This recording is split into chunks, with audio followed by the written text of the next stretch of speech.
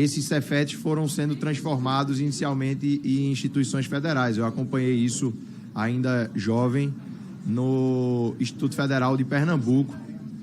Ainda sou jovem, talvez jovem com menos cabelo, mas ainda mais jovem do que estava. Eu sou jovem legalmente também, eu estou com 29 anos, então, por todas as definições de juventude, eu ainda me encaixo, talvez só a capilar ainda esteja faltando um pouquinho. Mas acompanhei essa discussão e como foram levantados alguns pontos aqui, inclusive o próprio governo ainda tem alguns questionamentos em relação a essa questão. Com isso, inclusive, existe um grupo de trabalho em andamento. Então, eu solicito vistas nesse projeto para que a gente possa amadurecer a discussão e poder avançar em um outro momento com essa questão para discutir os dois modelos, tanto incorporação à rede de institutos federais, como também o modelo que o Paraná apresentou de transformação em universidade tecnológica, que parece ser bastante interessante também para esses dois campi, no campi do Cefet de Minas Gerais e também do Rio de Janeiro. Vistas concedidas. Do Minas Gerais e do Rio.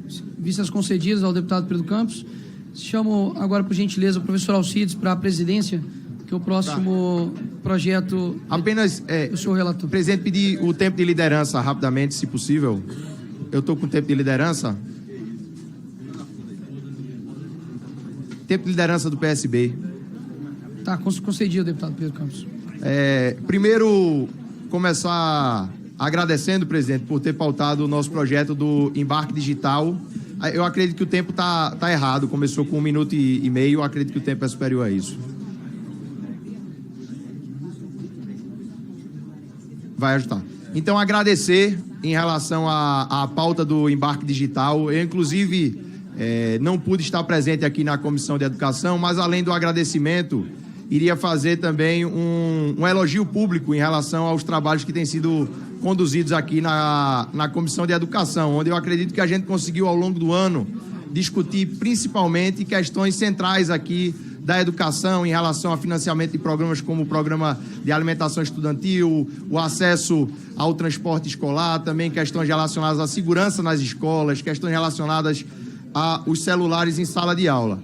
Mas, ao ver a pauta da sessão de hoje, infelizmente, esse elogio precisou ser postergado. Infelizmente, a pauta da sessão de hoje acabou na reta final da presidência do presidente Nicolas, apresentando um problema que todos nós achávamos que poderia acontecer, que é trazer espantalhos para a discussão da educação e trazer problemas que não são reais ou que são discutidos de maneira distorcida. E aqui vamos tratar desse problema que foi falado, por exemplo, da infância segura e sem pornografia. Todos nós defendemos uma infância segura e sem pornografia. O que a gente não entende é como, em pleno século XXI, existe um projeto de infância segura e sem pornografia que não fala diretamente da questão das redes sociais e da internet. Apresenta a questão da pornografia e da questão da infância segura como se o lugar mais perigoso para as pessoas estarem é numa sala de aula ou tendo acesso a questões fornecidas pelo Estado brasileiro, que isso é uma grande mentira. Basta ver aqui todos os dados em relação a isso. O Anuário da Segurança Pública, estupro de vulnerável, 65% dos estupros de vulnerável se dão dentro de casa e não na escola. A escola talvez seja um dos lugares mais seguros para a criança estar. A mesma coisa em relação ao acesso à pornografia. A gente tem um Estatuto da Criança e do Adolescente que fala até de VHS, aquelas salas que tinham, onde nas locadoras tinha a área de pornografia. Se fala, por exemplo, da questão de revistas, de exposição de revistas. E a gente não fala, por exemplo, de streaming no nosso Estatuto da Criança e do Adolescente, não fala de rede social no nosso Estatuto da Criança e do Adolescente, e esses mesmos que vêm aqui encher a boca, dizer que a esquerda é a favor de pornografia infantil, se furtam de fazer o debate sobre a pornografia na rede social, a pornografia no streaming, sobre o acesso da pornografia na internet, e todos os pais que estão aqui nos assistindo, esses sim sabem que o lugar mais perigoso para os estudantes e para as pessoas estarem não é na escola, não é o professor que apresenta a pornografia, não é o colega, muitas vezes é a rede social, é a internet, é a plataforma não regulamentada. Se quiserem fazer o debate sério, nós vamos fazer. Agora, criar espantalho aqui na Comissão de Educação, não contem conosco para fazer esse trabalho.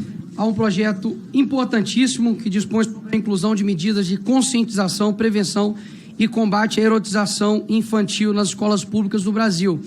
Isso daqui não é um espantalho, porque, diferentemente dos verdadeiros criadores de espantalho, nós vamos falar sobre coisas reais. Primeiro, ninguém disse aqui que a escola é o local mais perigoso para uma criança. Isso aqui, sim, é um espantalho. O que nós estamos dizendo aqui é uma realidade, de que as escolas, infelizmente, e sim, por conta da esquerda, estão se tornando locais perigosos. E é inacreditável como que durante todos esses anos, me parece que era a gente que estava na presidência da República, né? Nos últimos 20 anos. Não. A esquerda é responsável pelas terríveis índices educacionais, tanto nacionais quanto internacionais. E com relação à erotização, horas, me pudera, né? Pegue aí todos os artistas mais obscenos, eróticos, perversos sexuais que há hoje e vê somente quem eles apoiaram nessas últimas eleições. Ou seja, o que quebra um discurso bonitinho é a realidade. Eu não preciso me esforçar muito. Você vê aqui, ó, o Ministério dos Direitos Humanos e o governo federal fez uma 14ª mostra de cinema que mostrava simplesmente pornografia sendo mostrada na Escola Estadual Barão do Rio Branco para crianças e adolescentes. Isso aqui não é um espantalho, um factóide, é uma realidade que acontece hoje na sala de aula. Ou seja, combater isso é um dever nosso. E por que não? Agora, querer descredibilizar o trabalho de toda uma presidência durante todo um ano, dizendo que eu finalizo essa presidência com espantalho, horas, isso é, no mínimo, uma desonestidade retórica e intelectual. Até mesmo porque, se eu tivesse sido um pouco mais incisivo, pode ter certeza que eu teria roubado a pauta, como muitos me acusaram que eu faria, mas não. Eu escutei coisa que a esquerda não escuta. Eu conversei coisa que a esquerda não conversa. Eu dialoguei como a esquerda não dialoga. E agora querer colar e taxar como se, nossa, agora está colocando um projeto que quebra todo o trabalho que for feito, horas. Me poupe. Me poupe, porque em poucas comissões dessa casa, como essa comissão de educação, nós temos tido respeito com todas as ideias. O ministro da Educação veio aqui nessa casa e não teve um problema, não teve uma manchete dizendo que a comissão de educação está sendo falha. Não, pelo contrário, temos mostrado trabalho, e esse projeto aqui, ele é sim importantíssimo. Agora, pergunta para um pai se ele quer colocar o filho dele numa escola cívico-militar ou numa escola pública ou outra qualquer. Mas nós vamos... Por que a garantia? Por que há uma garantia nisso? Ou seja, esse projeto é sim importante, fui citado e, portanto, mereço dar a resposta. Vamos ler aqui já o relatório. O projeto de lei número 10.538 da senhora Mariana Carvalho trata da adoção de medidas para prevenção e combate à erotização infantil e exposição precoce de crianças e adolescentes a conteúdos inadequados em escolas. Na justificação, a autora embasa a proposição na necessidade de proteger as crianças de conteúdos impróprios que podem comprometer sua integridade emocional e cognitiva em uma era de rápido avanço tecnológico em que o acesso a todo tipo de informação é amplo. Ao projeto principal foram apeçados os projetos 269 de 22, 719 de 23, 245 de 24, 4235 de 2023, 550 de 2024, que tem objetivo semelhante, embora atuem sob diferentes abrangências.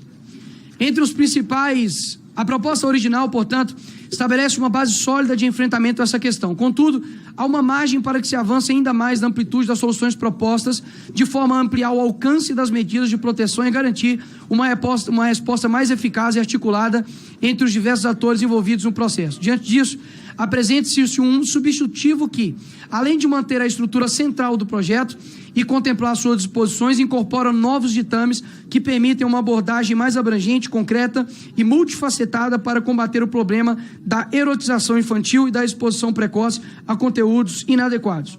Outro avanço relevante é a previsão de medidas que envolvem o uso da tecnologia de informação e comunicação.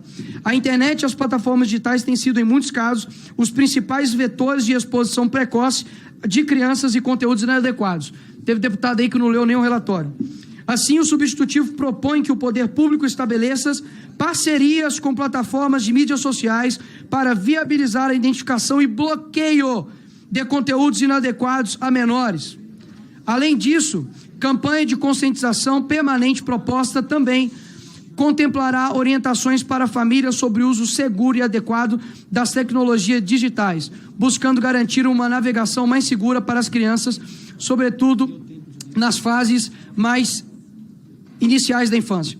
Outro ponto relevante substitutivo é a vedação da utilização de qualquer material escolar, seja impresso ou audiovisual, que contenha conteúdos eróticos, pornográficos ou obscenos, reforçando o papel da escola como um ambiente de proteção e desenvolvimento saudável das crianças.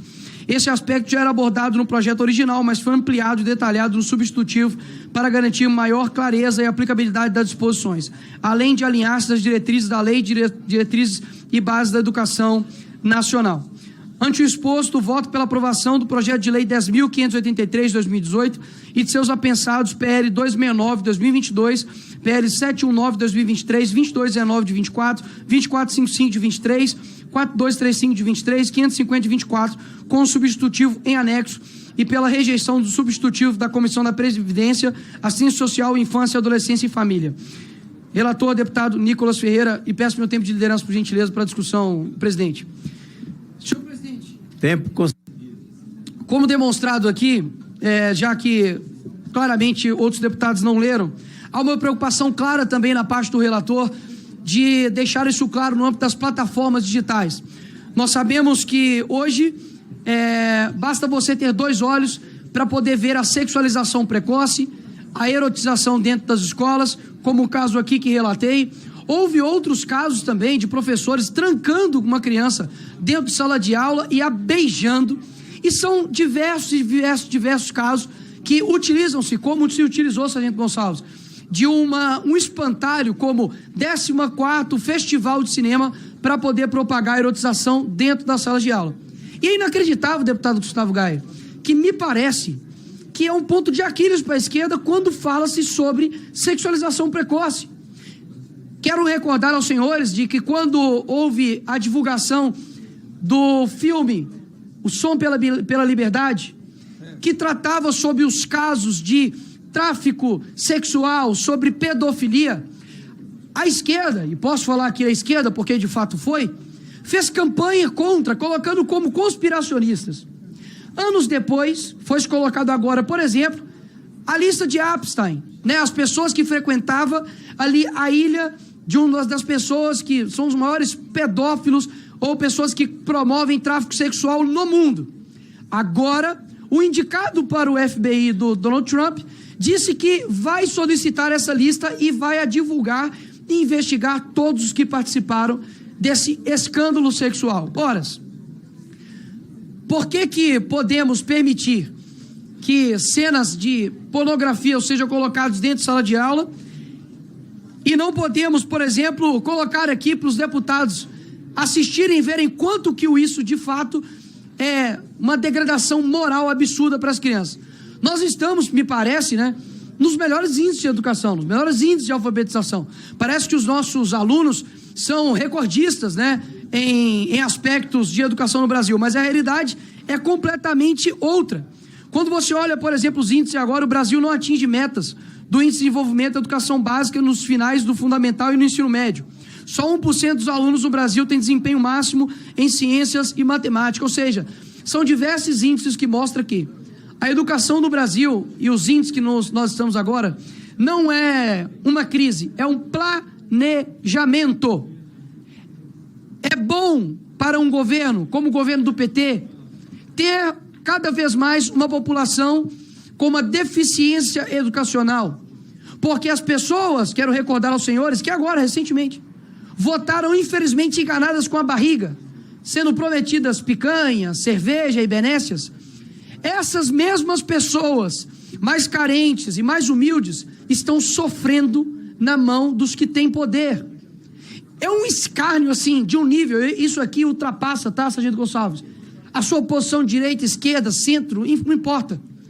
Enquanto nós temos gastos exorbitantes, por exemplo, com o judiciário, que custa o Congresso, por exemplo, mais do que a manutenção da monarquia britânica, nós temos crianças que não têm um transporte público digno para ir para a escola. Nós temos que fazer isso aqui para que alunos do ensino técnico, por exemplo, recebam dinheiro, né, público para poder ter uma merenda. Nós temos que fazer isso aqui para poder as escolas terem estrutura educacional, seja um quadro, seja uma lousa, seja uma carteira, enfim. É simplesmente inacreditável como muitas das vezes nós estamos aqui, e eu compartilho do mesmo sentimento do deputado Gustavo Gaia quando nós estamos conversando, de que as coisas poderiam ser muito mais simples. Mas vejam, senhores, eu quero que vocês levantem aqui a realidade para ver quem de fato está contra os projetos bons para o nosso país. Porque, pelo que me parece, lutar, por exemplo, para que, como eu sugeri aqui no projeto, para poder acrescentar um dispositivo no ECA que diz o seguinte: promover a sexualização precoce de crianças e adolescentes nas dependências das instituições de ensino, públicas ou privadas, detenção 6 meses a 1 ano. Qual o pai que vai ser contrário a isso aqui? Me diga. O inacreditável, eu não quero convencer você, eu quero somente expor de que nós temos que fazer basicamente uma ginástica mental gigantesca para poder de fato provar que o céu é azul, que a grama é verde, enquanto um outro lado, minoritário, mas que faz bastante barulho, tenta nos convencer de que não, esse projeto não é bom para você. Eu sei só o que é bom para você, porque a esquerda ela pega o monopólio da virtude para ela, você percebeu? Só o Lula sabe o que é bom para o Brasil, só o PSOL sabe o que é bom para o Brasil, só o PT sabe o que é bom para o seu filho, e olha onde nós estamos trilhando. Será que não é hora da gente reverter esse posicionamento? Para você aí que votou no Lula, que fez o L, eu confesso que a minha vontade é muito de mandar você fazer o L. Só que mesmo você que foi enganado, está na hora de você abrir os olhos. Porque Einstein diz o seguinte: olha, loucura, deputado professor Alcides, é fazer a mesma coisa esperando resultados diferentes. Eu quero trazer aqui para o Brasil. Sabe o que é loucura? É votar no PT todos os anos esperando um Brasil diferente. É inacreditável. Mas como que nós alteramos isso? Eu não subestimo a capacidade das pessoas compreenderem e entenderem a verdade. Eu sei que a mentira ela tem um poder, mas ela pode ser passageira esse poder. Ela pode enganar a poucos por algum tempo, ela pode enganar muitos por um breve tempo, mas ela não pode enganar todo mundo por muito tempo. Ou seja, eu quero estender um pouco aqui no meu tempo de fala de liderança, além de falar sobre o tema, sobre a relatoria do projeto que basicamente insere um artigo no Estatuto da Criança e do Adolescente para punir quem promove sexualização precoce para as crianças, para poder dizer que nós precisamos alterar o rumo desse país com seriedade, discutindo como adultos, e não somente porque várias pessoas estão infindadas, afundadas em ideologias, que elas não podem retroceder e escolher o que é melhor para o nosso país. Quanto é gasto, deputado Tarcísio, e que lhe respeito pela tua educação nos debates das ideias, mas que obviamente o senhor sabe disso, discordo frontalmente delas, mas para dizer que muitas das vezes eu vejo aqui internamente uma ânsia, até muitas vezes genuína, de alterar as coisas, mas muitas vezes nós sabemos quem trava as coisas aqui nesse parlamento, que muitas das vezes não é somente a esquerda, muitas vezes não é somente a direita, que talvez muitas vezes não sabe também passar o que de fato quer. O que muitas das vezes atrapalha aqui esse parlamento são interesses escusos. Interesses escusos desanimam quem está querendo fazer o certo. Interesses escusos desanimam quem está aqui há muito tempo, fazendo um trabalho como o pastor Marco Feliciano há anos, que não era somente o deputado Jair Bolsonaro que lutava aqui, não. Deputado Marco Feliciano, Magno Malta, eram guerreiros aqui nesta casa. E que sabe, muitas vezes desanima, porque existem atores escondidos que literalmente ferram com a tua vida, brasileiro. E é isso que nós precisamos também combater. Temos honestidade, ter esperança nessa caramba chamada Brasil, de que existem pessoas honestas aqui. Existem pessoas genuínas aqui que querem mudar as coisas. Eu sempre falo, como Gaia, como Sargento Gonçalves, como Carla Zambelli que está aqui, pessoas, para poder concluir, presidente, pessoas com coração que querem fazer isso aqui dar certo, mas jamais vai dar certo se os fatores externos, como os eleitores, desistirem e acreditarem que isso aqui nunca vai dar nada. Eu realmente acredito na capacidade de diálogo, na capacidade da gente sermos combativos, de sermos propositivos, mas acima de tudo, de termos um compromisso com a verdade, porque eu não tenho dúvidas que só ela consegue combater a mentira. E essa era a minha fala. Obrigado, senhor presidente.